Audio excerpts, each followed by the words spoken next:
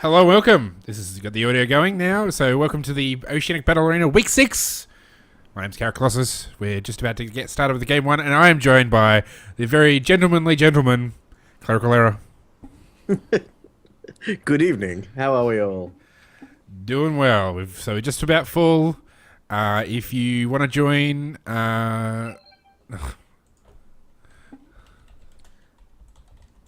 Someone in the room trolling you? no, just there's all the golds are on one team. Game 1 practice stomp. Yeah. About to go ahead. While you're doing the balancing and I'm staring at the please enter password screen, you want to rattle off some names that we've got in there? Say hello. So we've got, Pips and Kelsey here. We've got Erebus Chaos. We've got Matt the Bat. We've got Miss Fish. Yay. Lots of A regulars. few familiar people. So basically, if you are unfamiliar with the Oceanic Battle Arena is, we need basically if you're in between bronze and gold, you may join us to play some games. And basically, Cleric and I will shoutcast it and talk about the games, and basically give you tips on how to play the game better. So, yes, if you haven't already joined us, if you want to join in, if you're watching this and you think, oh man, I would like to play some games, jump at the Oslo chat room. You can see it right here. So you go to your chat room control panel, you add join a public chat room, type in Oslo, and you can join the room. And from there, the details, you can get the details again. I've also put it up on Twitter, on our Twitter account, at Oslo Podcast. Go check it out. For a spoiler alert for tonight, expect me to tell Pips off for overextending, expect Victor Pradley to have some strange champion choices, and expect Carrot to criticize people for not having their trinkets upgraded at a certain period. Pretty much how it works. So that should be the trailer. We should have like the trailer voice guy say, "Watch Pips overextend." Oh, what's he doing there? That's not right. All right, how are the teams looking? Are we balanced? We still need some more people. So they're looking relatively. They're actually balanced right now. Kind of. There's 2 golds on one team and 1 gold on one team, and yeah, but you can only balance it so far. We've even got 3 people who are in gold. Well, it sounds like people need to get on their friends list and invite a gold player to the game. Yes, you do. All right. So, if you are unfamiliar, Jungle Stitch just coming out again tonight, according to Gleason. If you're unfamiliar with the Oslo podcast, we are a oceanic podcast. We release once a week. Our episode has just come live this morning. I do believe I put it up. Episode 47, where we talked about some of the changes on the PBE that came through in patch 4.13. As we found out, because patch 4.13 is now out. We talked about gold efficiency, and we talked about how to get into the game if you've been away for a while. So make sure you check it out. oslo.trinityforcepodcast.com is the website where all our episodes are. So make sure you check that out. Cleric, have you actually played on patch 4.13 yet? No, I patched about 15 minutes ago. I've actually not been well, so I haven't been gaming. Really? That's like the perfect time for gaming for me. No, well, all of my skill, like mechanics isn't my strong suit. Like making calls, knowing objectives, knowing team compositions. I can't do that when my brain doesn't work. Fair enough. All right, we're just waiting on one more person. One more person? Let's see. Is Vesp QT still in a game? Let's see if we can humiliate him while he's not even on stream yet. Yeah. Alright. We've had a question about what do you ban on 4.13? What would be good bans? Lucian, I think, is still a good ban. Yasuo is still a good ban. Braum's still a good ban. Whatever you do, don't ban Jax, because we haven't seen it yet. I'm a fan of banning Ringo. I think Castanet's probably still worth a ban. I think people ban Kale. I'm not sure why. Like, I know why, but like I think she's probably like your sixth ban. If like the last thing you might ban, you'd probably go for who else could you ban? Who do you reckon you could ban? Oh, here we go. Akaderon has joined us. You want to jump in, Steve, for the teams balanced? It's go time. Yeah, teams are balanced. Okay. All right. But Lulu would be my ban. Lulu and Gragas. Yeah. Pretty dominant top laners at the moment. Who would have thought 4 months ago if someone had said, yeah, Gragas and Lulu, they're just so strong in the top lane. You'd be like, are you drunk? This has been a crazy... Season 4 has been particularly crazy in terms of just really strange champion lane allocations. Oh, Shakazy's doing the banning for the blue team, and Pip's doing it for the purple team. Let's see. With great power comes great responsibility. Go Shakazy. He banned Syndra. I don't think Syndra was on our list. Was Syndra on our list? Excellent choice. I should actually ask Miss Fish.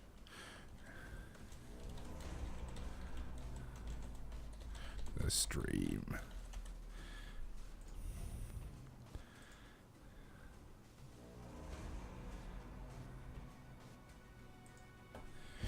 All right. A Thresh ban. That's a good call. I think Pips and Kelsier will probably be requesting that they go bot lane, and they obviously aren't going to be running Thresh. No. A Jax ban. Jax was on my list of people not to ban, damn it. Let him through! I'll get really angry. Yeah, it's a good he's point. he's an okay ban. I mean, he still can't get out of control if you don't ban him, but he's not quite as bad as he used to, like as horrible as he used to be. I think they've kind of, Gragas is probably a better top lane pick, like top lane ban, because he's just such a bully. So I've just adjusted the volume on my microphone. I'm not sure. Listeners out there, if you can let us know if I sound better or way too loud or way too quiet, etc. Get this problem nicked really, really quick. Nidalee ban. Interesting choice. Nidalee's certainly a champion. She does exist in the pool of options to ban. She can be quite strong if you let her get out of hand at the moment. She has been picked up in professional play a fair bit, but that's mainly she's just a split pusher. She doesn't really team fight at all. She never really has, but previously she could also add to a siege, which she doesn't really do anymore. So Nidalee just kind of if she gets ahead, she's an unkillable split pusher. So that's... Wonder if blue team are looking at running a strategy based around not being split pushed against, because they have banned Jax as well. We haven't talked about the Vi or Braum bans. Braum bans. Braum was one of your mentions there. You said Braum was a good ban, and it's definitely true. But 2 support bans coming out of Pips and Kelsier there. So because Pips and Kelsier is one person, clearly. Yes, really. That's interesting. Going. We should probably talk about Olaf while they're flipping backwards and forwards between champions, because can't mention the summoner spells, as you said before, but I know that Shakazy does enjoy a good Olaf game, but we haven't really seen Olaf much lately. Well, he did just get buffed in in patch 4.13, so basically they've upped his reduced the cooldown on his Q, increased the healing on his vicious strikes, his W, and reduced the cooldown on his Ragnarok at early levels. So we'll see if in the competitive scene, I guess we get to find out if that's going to be increase his viability. But certainly he was already okay in a solo queue kind of setting, and that's only going to make him even better. So yeah, well, I definitely think that the cooldown reduction on his ultimate at level 1, at all levels really, but rank 1 and rank 2, I think his mid-game team fight will be a lot better. He'll be able to fight a lot more often, and that's going to be a big deal. Alright, so Pips and Kelsey are going for Lulu and Draven. We've probably talked about how good Lulu was just a minute ago. Support, mid lane, or top lane. Always. Well, I mean, her strength has really been in top lane. or mid, I guess, but less often mid. Well, Lulu is a math strength champion. Like Lulu is good because her numbers are good. Like her kit has a lot of utility to it that was designed to be a support champion, but because her numbers just got buffed astronomically, especially with the movement speed, now she's a priority pick for any of those positions. Nami Kog'Maw, that's actually quite a good lane synergy. I quite like that. Yeah, I mean Nami. I'm trying to think. I think it was Aframu who said in a vlog that he thought that Braum, Nami, and who was the other one? Braum, Nami, and somebody else were the best supports. Thresh, I think he said, were the best supports going at the moment. This will be interesting. Wow, we got a Victor selection here, so that's different. I wonder if they were trying to hover over Victor to troll us and to get us to talk about Victor, and then they didn't change back in time.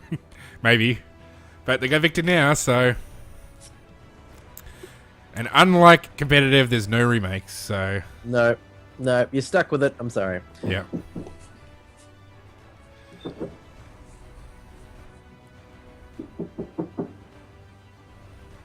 Who we got? So we got Aurelia, and we got Victor Pradley.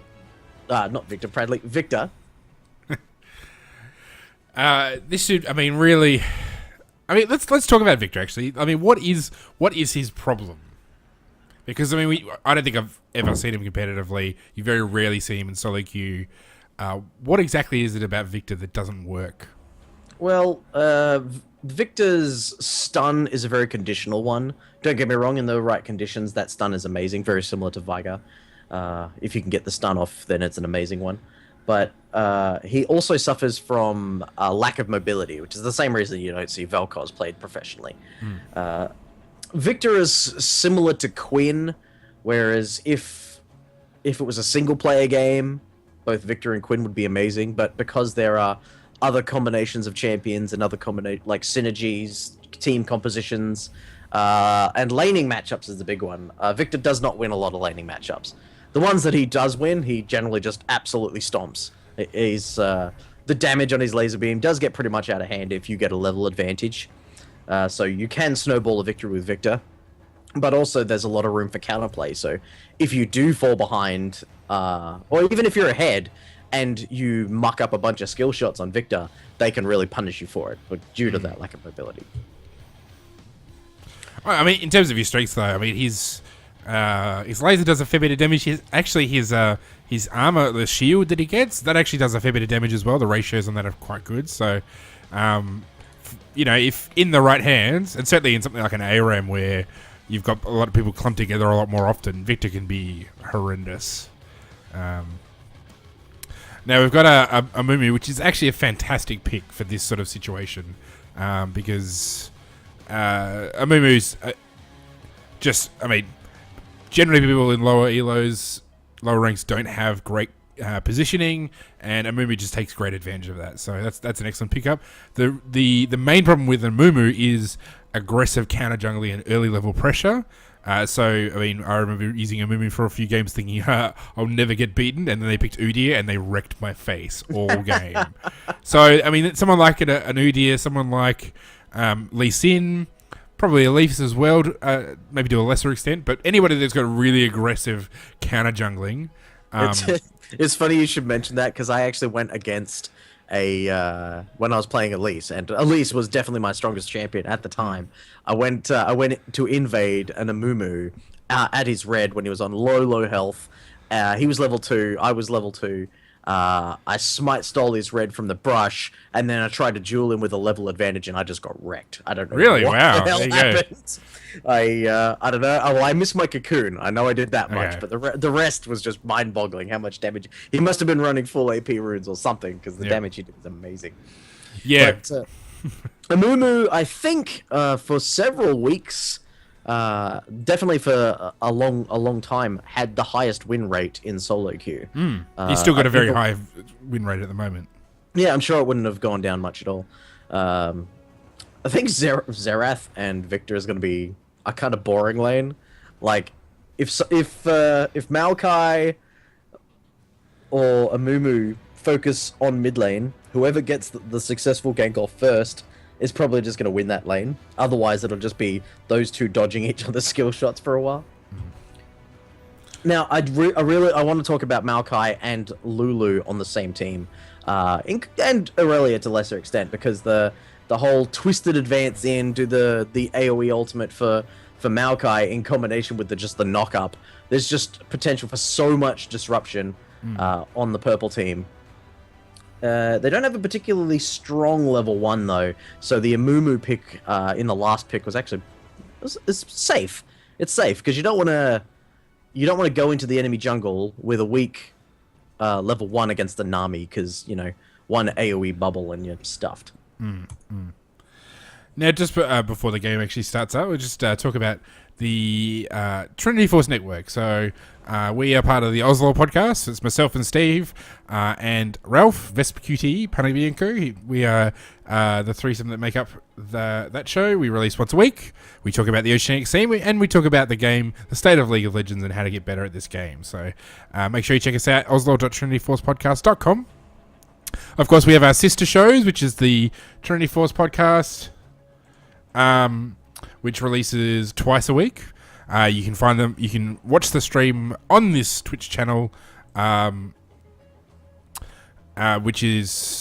is Tuesday mornings and Thursday mornings at about 11 a.m. Australian Eastern Standard Time. You've got and they basically mainly focus on the state of the game, patch notes, and how to get better. I mean, they talk a lot about solo queue and that sort of thing. Also, there is the T-Force LCS rundown, which is once a week. They're on a Monday morning I think they start at sort of about 11 a.m., 10 a.m., 11 a.m., somewhere around there. And they talk about the North American and European LCS in particular, with a bit of talk about sort of Korea and China and that sort of stuff as well. So make sure you check them out. If you just go to trinityforcepodcast.com, you can find all the info for all those podcasts. So make sure you go check that out. Yes. I just want to say, Woodles here playing Nightblade Aurelia. The splash art for that skin looks sensational. I haven't actually seen that before. It's the new splash for from China. It's like, because they basically brought in these splashes from other countries to make up for the fact that their rights-based splash art was pretty terrible for a lot of their skins. That's striking. I really love the hair, the lighting. She looks like she should be on the front of a Call of Duty game. Mortal Kombat. Exactly. Yeah, actually, her attire is probably closer akin to Mortal Kombat, but just kind of the box art staring at the camera. Stuff happening in the background, just looking awesome. That or a movie trailer poster. I think that'd be great. That's true. See, if it was a Battlefield game, she'd be orange and blue. They seem to be going for that angle with everything. It's a bit dumb. Whereas the Scorched Earth Zerath, now I love the Scorched Earth Zerath skin. The splash art kind of looks like someone set Optimus Prime on fire. Okay. That's alright. That's cool. But I think the most powerful of all the skins definitely goes to Brolaf. Yeah. Gotta love that Brolaf. Although, technically, the sad Robo Amumu's had his time in the sun. Yeah. With his global laugh upon release. Oh my gosh, that was so creepy. Oh, yeah. That was the worst for a while. So we're allowed to talk about summoner spells now. So we've got Ghost Teleport for Shakazi on Brolaf. That's going to be, obviously, in the top lane. We'll see how he goes with that, because Olaf was always one of the champions that did better than most running Ghost instead of Flash. So he should be able to put that to good use. Who is he against? He will be against Aurelia, that's right, who hasn't taken Ignite. So we've got dual teleports in the top lane, so the map pressure. The ability to join a team fight on a whim is going to be open to both. The wave pressure, all of that. I've got everyone at 100%, but my game has not loaded. Is your game loaded? My game is loaded, yeah. That is interesting. I might be experiencing some technical difficulties, so you start talking about Sure, no worries. Well, they're just about to to get their blues. Pretty standard setup. Not really, I mean, what should be interesting is to see how the changes to Cogmore have affected his early game, because against someone like a Draven who's got a very good early game, and Cogmore who's just had a nerf to his, it should be interesting to see how that goes. Alright, looks like I'm loading into the game now. Yeah, okay, it's loaded. Alright, so... We've got a lot of trading on the part of Pips of Lulu and Draven, which is a very smart move, since they want to take advantage of that early game advantage that they have over Cogmore. Just in the top lane, yeah, we got some interesting trades. So, and the structured camera just doesn't like me sometimes. Is your camera going all over the place, is it? Yeah, it just keeps flashing back and forth. Oh, brilliant bubble by Nami there, and wasn't able to convert the kill. Now, Miss Fish playing the Fish champion is just hilarious. Yeah, I've got to say. Yeah, Maokai sneaking up the top for a very interesting gank. We'll see if that can happen. Ooh. Oh, we had first down the bottom, and I wasn't able to. And that's a pretty good trade if Cogmore can get away, and he is going to be able to get away. So, and in the top lane, the gank went off, and Maokai, which was able to get a gank off. So, really, the bottom trade worked in the favor of the blue team, because they traded a support for a carry, and in top lane, well, I mean, one of the issues that Olaf's going to have is he's going to want to trade aggressively, but Olaf with the terrible throw there. He's going to want to trade aggressively, but every time you've got a lower health than Aurelia, you've got the chance of her stunning you, dashing in and stunning. So there's when coordinating with ganks, you just got to be aware of that, especially with a Maokai who can lock you down so effectively after level 2. So. I seem to be having some spectator data issues again, so I'm looking at the item builds and the team compositions and farm totals and such, but the live action seems to just be halted for me. So oh dear, keep us updated as stuff comes through. So, sorry. I just saw first blood. That's okay, giving you some kind of indication of what's happening. Yeah, when it gets alive. No, like it's the what's the time you have? I got 4:47. Yep, 4:49 is where I'm at. Yes, but I have just minions attacking each other that are champions standing still. So I think I need to go buy a new router. Oh dear. Please donate at Oslo. Yeah. So what we just saw there in the bottom lane was that Maokai was able to punish Cogmore and Nami for overextending. Even now, he's just sitting there waiting patiently, which is a very smart move on his part. Oh, brilliant combo there. But I think Pip spoiled a bit off a bit more than he could chew. See, that was... oh, he might get a double kill. This is going to be big. Oh, the Cogmore's going to get fed. Oh, he's got a double kill in the bottom, and Victor with another gets a kill in the mid. So, blue team not doing so well in the solo lanes, but in the bottom lane they seem to be kicking butt, because right now Cogmore City is 3-0, so it's pretty much as good as you can imagine for a Cogmore. So, unfortunately, I think that last really came down to the mistiming by Draven. He jumped in a bit too quickly, where nobody was able to sort of really back him up and give him the support that he needs. So was he standing in front of his support team? Was he? Is that what? He went in there aggressively. Or we're about to see what Cogmore's like when he gets caught out. Oh, Nami doesn't land the bubble. I think we're going to say goodnight to Cogmore. Yep. That's going to be 500 gold going over to the purple team. Go to Draven. So he's definitely going to need that. Hopefully he had some adoration stacks on his passive built up. So, although he's I'm a bit behind, but he was about equal with Cogmore, but with 2 deaths. So I don't suppose he's got a lot.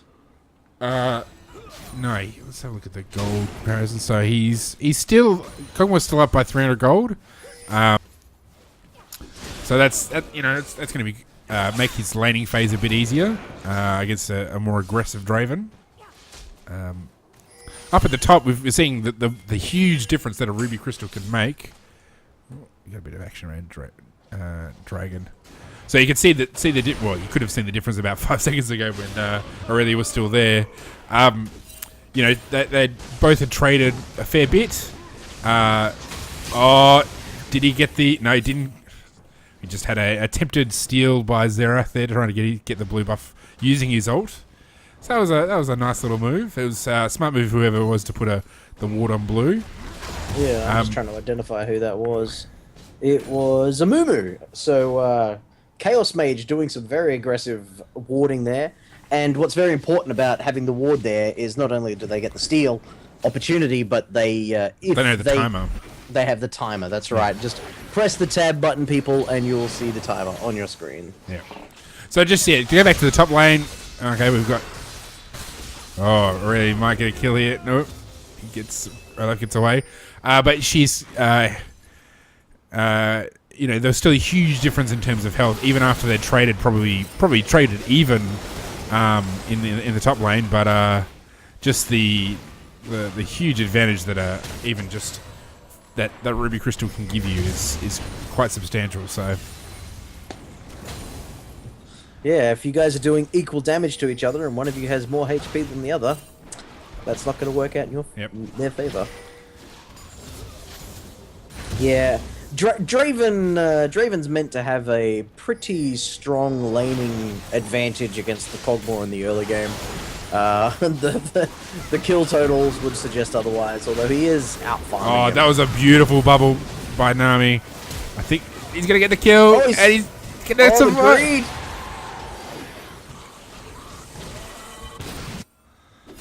See, that, I actually saw some live action there for a change. That was beautiful. No, I think the Kog'Maw jumping in aggressively and flashing forward for that kill. I mean, you got the gold that you wanted, but you gave up gold in return. Yep. I think it was probably still worth it because Draven is missing out on a ton of farm underneath the tower. But if you had the dominating position, you probably didn't need to flash forward. You probably could have just maintained the status quo of you beating him in lane, and he wouldn't have been able to stop it unless he got some serious help from the jungler. And as we've said in previous episodes, the jungler shouldn't be ganking lanes that are behind, because it's just too hard to make something happen there.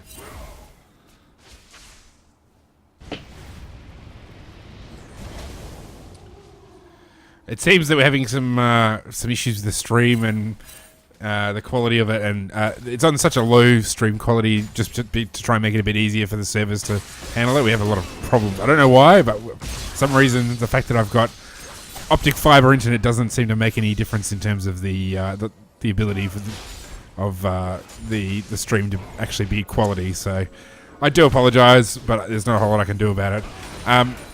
And just to go back to this top lane, we're seeing a bit of a pattern here. So essentially, you've got an Olaf that does sustained damage versus an Aurelia that does burst damage. And essentially, Olaf's getting bursted down before really he can sort of out-trade the Aurelia. So, I mean, that's something...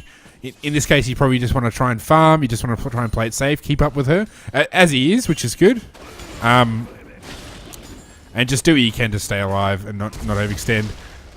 Now, Maokai flashes in, but the Ragnarok is burned now. So, see, for a flash for an ultimate, that's probably not worth it. You've just kind of given the advantage to the enemy jungler. Well, the jungler was the one who flashed. Yeah, that's my point. Like, he's given the advantage to the enemy jungler, because now he knows that he doesn't have a flash, but he does. So, while he knows that the flash is on cooldown, he can aggressively counter jungle, and he can try and ward in areas where it wouldn't be safe for him to be, etc. You know, use those cooldowns. Yeah, except the Olaf is... Well, the Olaf hasn't got flash, but it was if Maokai burns his flash, that means he's the one who's less safe. Yes, that's what I'm saying. Is Yeah, Amumu, okay, all right. is that to take advantage of Maokai's flash? Oh, Amumu can. Yeah, okay, I'm with you. Yeah. I thought you were still talking about Maokai doing all this aggressive can juggling. I'm like, why would he do that when he's got no flash? No. Quite the opposite. Now he cannot do those things. Or if he does, he is at greater risk of getting picked off.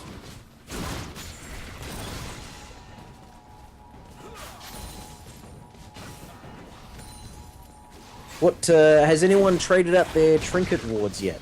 Yeah, that's a good question. So we've got, who have we got? So we've got, with sweepers, we've got a Mumu, we've got Nami, so that's pretty straightforward. And no one's upgraded their trinkets yet. Is anybody level 9 yet? No one. Olaf's level 9, and Aurelia's level 9, and Victor's level 10. So, I mean, they haven't actually, most of them have reached that point yet, so. Smart move by Mumu, moving to the, to get the timer on the blue. Yep. He was trying to smite steal that, but he's just not quite on point. Interesting. It's probably not for this level of play, but something you can do is if you're grouped up around the dragon area and you see the enemy jungler burn their flash, you can rush straight to dragon. Wow. Sorry, just if you didn't see that, but Xerath came through. Oh, Xerath moved for a perfect opportunity to interrupt the gank. So Xerath got this great long-range kill with his ultimate on a Draven that was perfectly hit by the by a bubble. So can I just say, Chaos Mage has really impressed me with his vision control. He currently has a pink ward in the brush around dragon, a normal ward at the dragon, and he's had wards on the enemy blue buff for the entire game. So my hat is off to Amumu, and of course, as you said earlier, he has that sweeper, so he's been clearing wards as well. Yep, absolutely.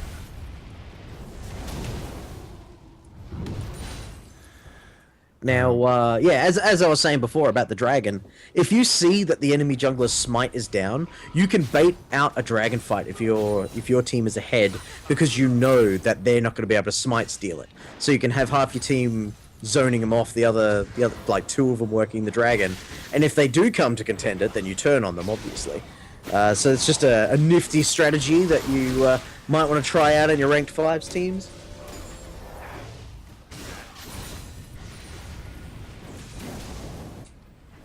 So in the top lane, we've got the situation where Olaf is currently at a 20 CS disadvantage. So that's going to be a real problem for him because it's going to be very difficult for him to sort of stay relevant during the game if he's that far behind. Especially now that Olaf, you kind of have to build a little bit of damage on him. He's not quite the build all tank, kill everybody kind of situation like he was going back, I don't know, the end of Season 2 really. So it's worth keeping in mind. Oh, I caught it again. Bro, Marcia! One of my favorite battle cries in this game. Yeah.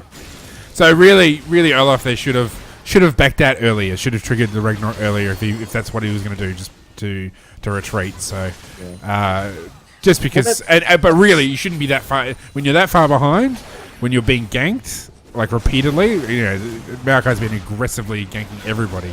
You really shouldn't be trying to get too far ahead. You should really just play it as safely as possible. Especially if you're going to be going that far ahead in lane, you need ward coverage. Oh, another brilliant bubble. Especially if you're going to be running a champion who's not taking Ghost, you need that vision, because if they start coming for you, you have to start to run. Right on the edge of the... Pips walked straight on. Wow, that was beautiful. Pips walked straight back in to get one auto attack off on the Amumu, and Amumu get him right on the corner of his ult. Yep.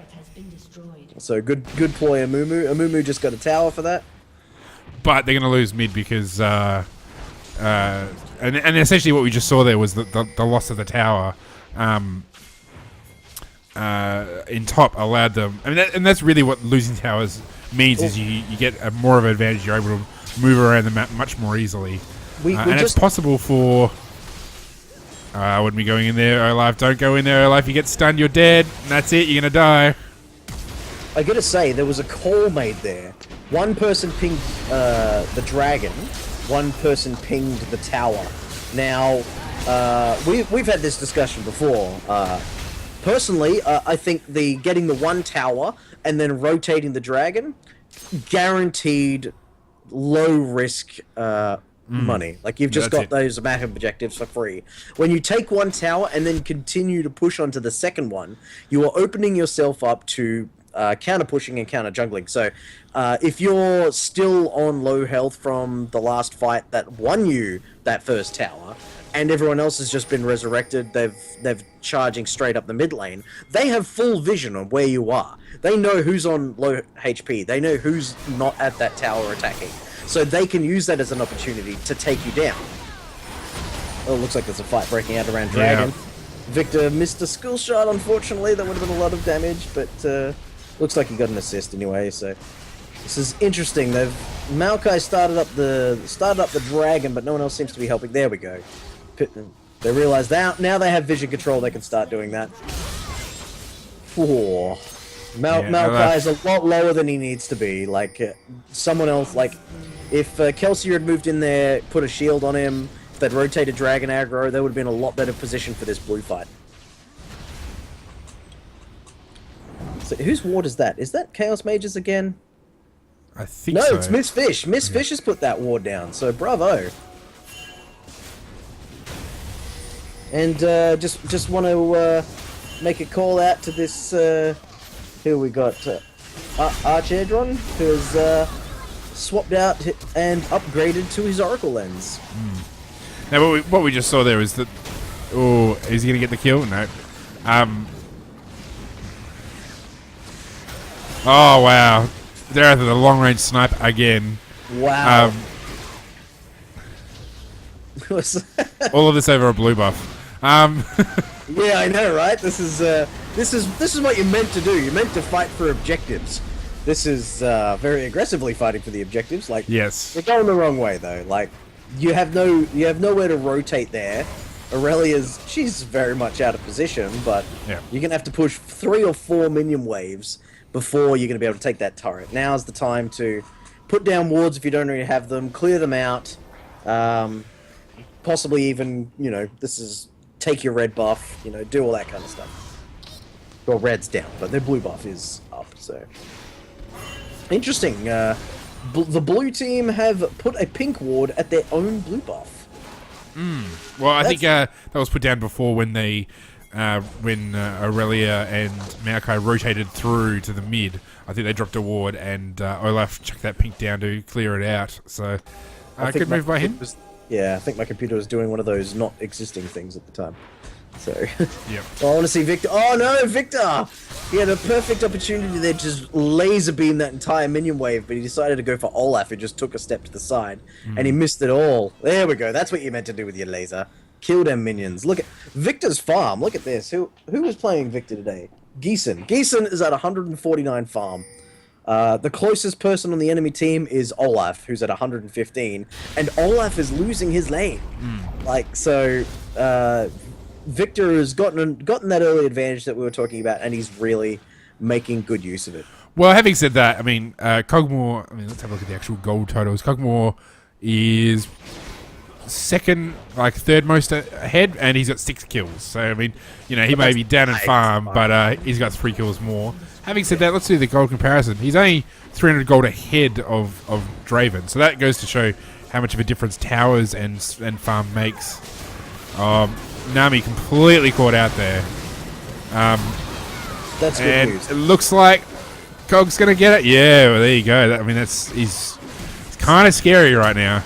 See, as we said in the trailer, Pips was overextending there. He was split pushing. Now, if you look at the items, there's massive team fighting going on, but I'm going to talk about items. Cogmore has finished his Trinity Force, so he is already having his power spike. Draven has the ingredients, but not the completed recipe for an Infinity Edge. So Draven has not, well, he just now did, but when he was caught out, he did not have that item. So no matter what, even if the gold was exactly even, Cogmore would win a one-on-one. Yeah, you're not getting out of this, Shakazy. No. And really, again, if you're going to try and escape and you've got Ragnar Ravel, use it at the start, because what happened there was he was slowed and it wasn't stunned, but he was slowed by the red buff, as well as Aurelia's one of her moves is to stun or slow depending on the comparative health. So really, you should have opened with Ragnar and saved your ghost for elsewhere. Nami, you're dead. you saw Aurelia, you run away. Aurelia is quite fed right now. Also, that is the difference between Ghost and Flash. Yep. Nami lived, Olaf died. Like, if you think about that, which one of those champions is more resilient? Like, you're thinking the Olaf, but the mobility, the ability to flash out in an instant, that is what allowed Nami to survive. Also, Nami was a lot closer to the tower. Yeah. Look at Chaos Mage, clearing a ward in the tri-brush. Beautiful work. And Pip's doing the exact same thing to a pink ward. I mean, the main thing is both of them got caught out. Nami should have run away as soon as she saw Aurelia. And Olaf should not be anywhere near that overextended unless you've... Well, it shouldn't actually generally be that extended, because basically he's so far behind, he's going to get caught out by everybody. And it's not going to work out very well for anybody, so... That twisted advance by Maokai was interrupted by Mrs. Fisher's ult. The Nami wave. Just like, you're going to try and twisted advance me? Nuh-uh. That's a huge Draven. Look at those axes. Oh. See you later. Alright, so there was some good moves. 30 seconds to Dragon. Now's a good time to clear out wards, get some advantage of vision. Push the lane, mainly. I mean, really, if you want to be pushing for that mid. Oh, wow. This is bad for blue team. So now, interesting. I noticed it earlier when I was experiencing computer problems, but Amumu's gone for a Spectral Wraith rather than for the tank item, for the Ancient Golem.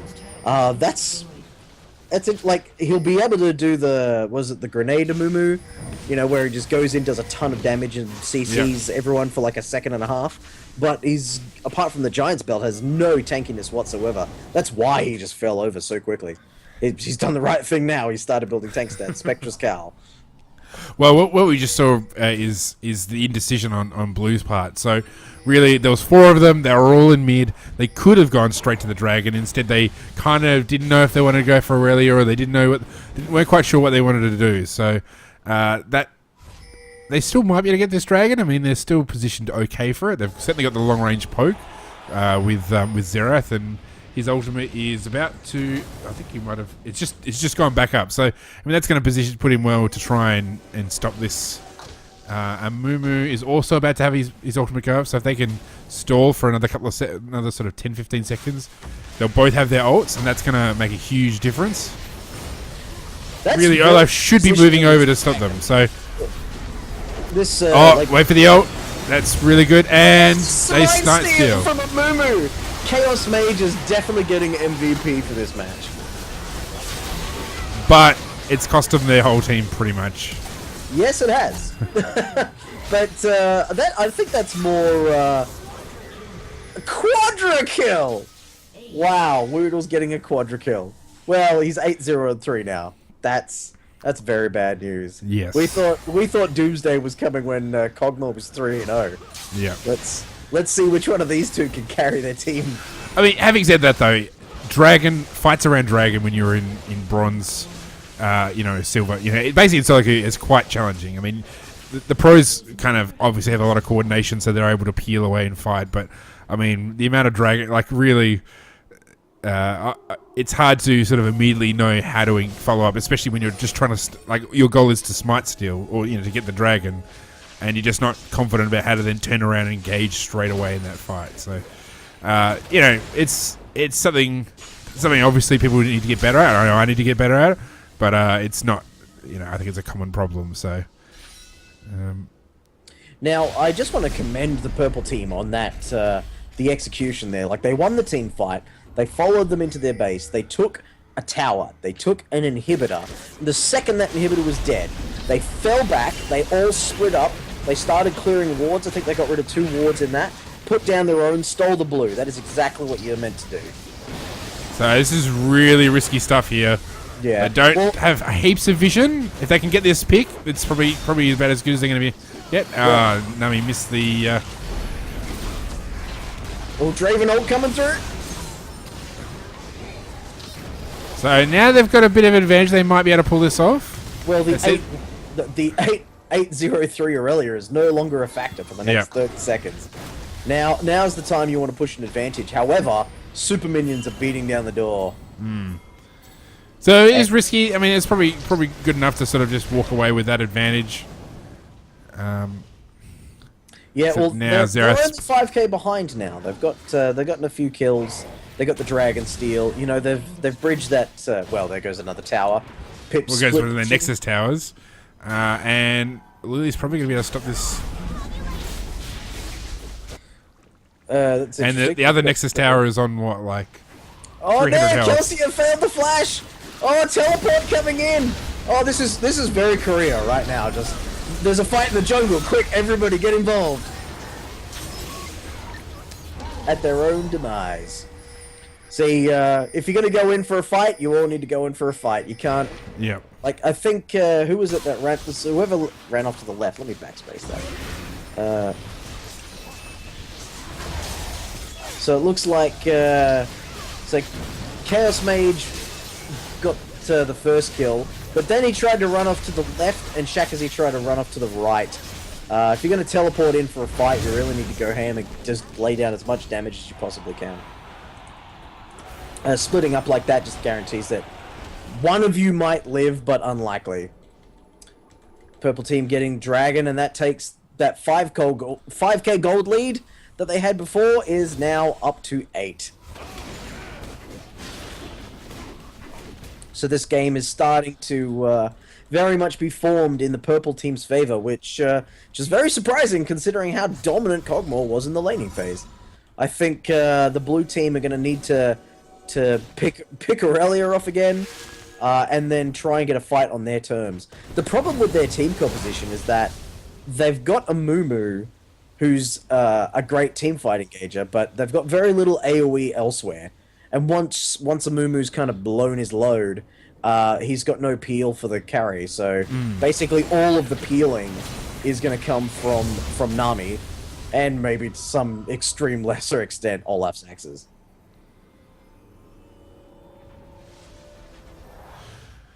Yeah, I mean, right now, people are doing the right thing by sort of getting all the buffs, pushing up the lanes, and getting ready to push down another lane, and that's the smart thing.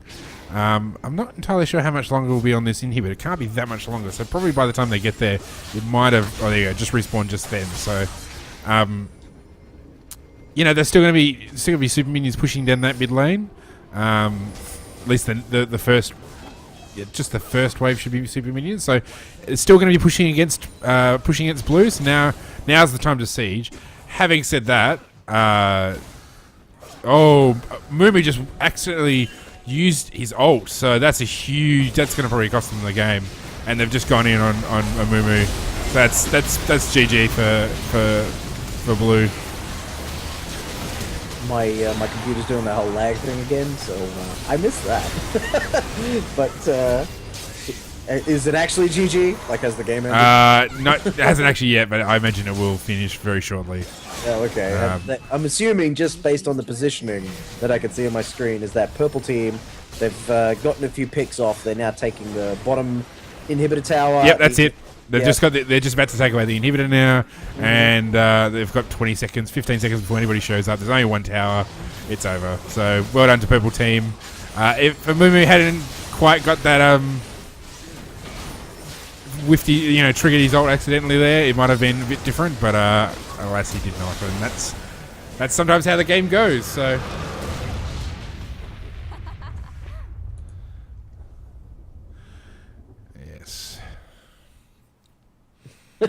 Shakazi says, everything I could do wrong in that game, I did. Yeah. I think he's being a bit hard on himself there. I think he did he did pretty well considering that he'd lost his lane. He wasn't going back and feeding Aurelia again and again and again. Aurelia was going elsewhere for those kills. It was just the overextending parts where he really let himself down. Yeah, I mean that's the main thing of keeping in mind and I saw this today while playing solo queue. You just need to make sure that you're paying attention to where people might be going. Yeah. And that I think that cost him. It cost him more deaths than he probably needed to. I mean, I don't think he would have got back ahead, but he would have been sort of 1-4-3 rather than 1-7-3. Yeah. Well, he's still got the most farm on his team, so Yeah. like he started building towards a Blade of the Ruin King, which is probably he was behind the entire time, so I'm not sure he would have really been able to put that to use. But the slow and speed up from the active would have been good. So that's a defendable choice. Personally, I would have gotten a Spectre's Cow just for some more HP, so he could actually live through the start of those team fights. But it was good either way. I mean, one of the benefits of Olaf is that he's got a lot of free damage because he when he triggers his Ragnarok, he gets like I don't even know. But it's a fair bit of I'll look it up. He actually gets a fair bit of bonus damage as a result. Let's have a look. Ragnarok. So it's 40, 60, 80 attack damage. So you don't have to build much damage. But yeah. Yeah. Well, Blade of the Ruin King is an incredibly good dueling item, but you only want to duel when you're on equal footing, and he was not with equal footing on Aurelia in any stretch of the imagination. She was pretty damn fed, especially after that quadra kill. How many players we got in the game?